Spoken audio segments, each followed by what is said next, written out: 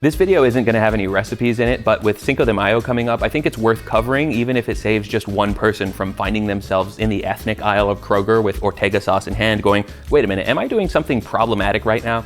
So first things first, are so-called white people tacos real tacos? Yes, they're just a really specific version. It's like asking if a peanut butter jelly sandwich is a real sandwich. It's pedestrian and easy to make and kid-friendly, but it fits within a much wider umbrella. Think of it like a hot dog. That is a type of sausage. It's not weird to call a hot dog a sausage, but if you tell me that we're getting sausage on our pizza and it shows up with Oscar Mayer wieners on it, we might have a problem. Second things second. Some folks have only had Taco Bell style tacos before and want to know what separates those from the more traditional Mexican style tacos that I'm able to get so easily here in the desert Southwest. So allow me to dissect each major component.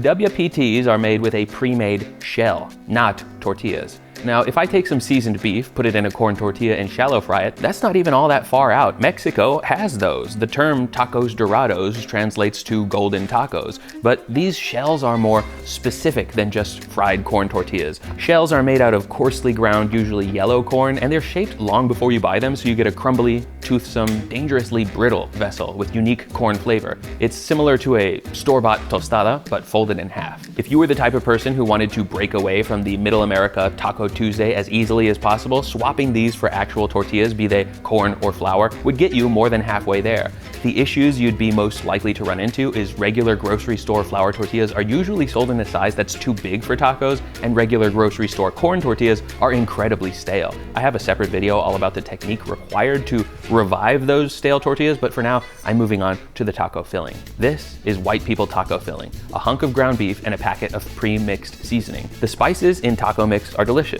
Cumin, chili powder, onion powder, etc. If all you wanted to do was upgrade this component, I would use a pre-made spice blend called Sazon. My problem with taco seasoning packets is their non-spice filler. This one has a first ingredient of maltodextrin, and a lot of the other ones will have cornstarch or cornmeal as the second ingredient. Those aren't for flavor. Rather, it's because a lot of folks like to put water in their beef after browning it so that the meat is enveloped in a thick slurry. In Mexico, you're more likely to find tacos filled with whole muscle cuts rather than ground meats. Think skirt steak, chicken thighs, whole shrimp, fish fillets. Braised meats like carnitas and barbacoa are soft in texture, kind of like ground meat, but they stew and braise as whole cuts before becoming tender guisadas. So even if you ignore the specific seasonings, the meat served in a household that pronounces it taco is ground beef.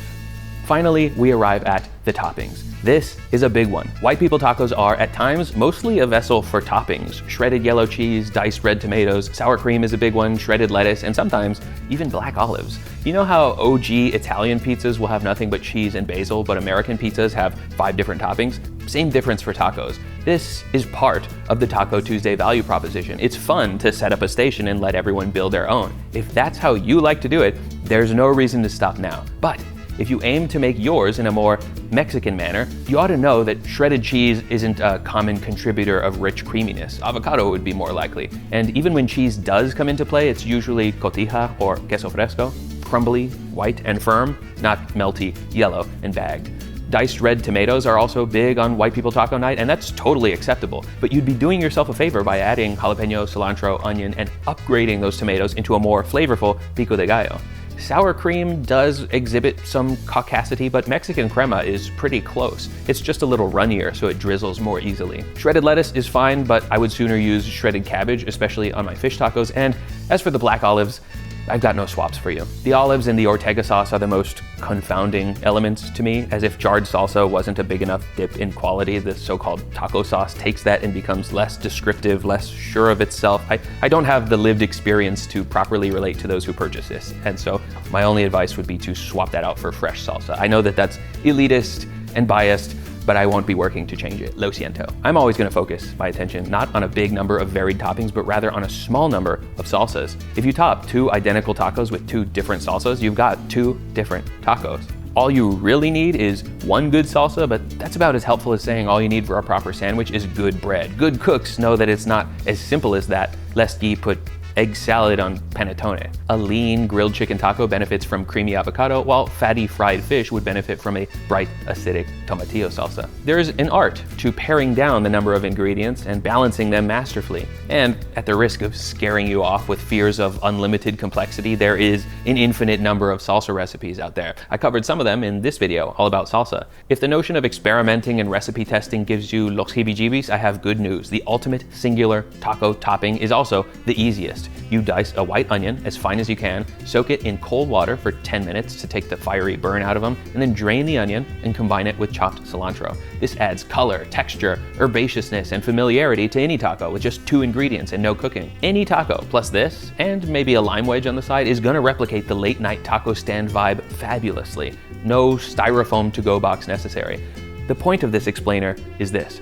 If you enjoy white people tacos, do so with impunity. It's your God-given right as a red-blooded American, and it's just as real of a taco as any other. Just as real as chicken tinga tacos, tacos al pastor, fried fish tacos, tacos de cabeza or lengua or longaniza. Surely you see why I would never limit myself to just one style on one day of the week. Is General Tso's chicken actually Chinese food? Is a deep-fried California roll actually sushi? Where an Italian may weep at the notion of stuffed crust meat lovers pizza, it's been my experience that we of Mexican heritage don't get too bent out of shape. Aside from Rachel Ray's pozole, we try not to talk about that one.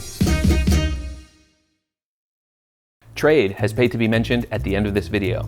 Do not believe the false dichotomy between nasty coffee at home and good coffee from a specialty establishment that charges $6 per cup. You can make fantastic coffee at home if you start with good coffee beans. And one of the easiest ways to make sure your beans are good is to buy them shortly after they were roasted.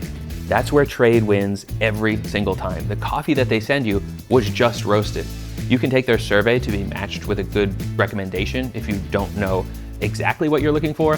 But even if you don't like their suggestion, they will replace that bag for a different one at no additional cost.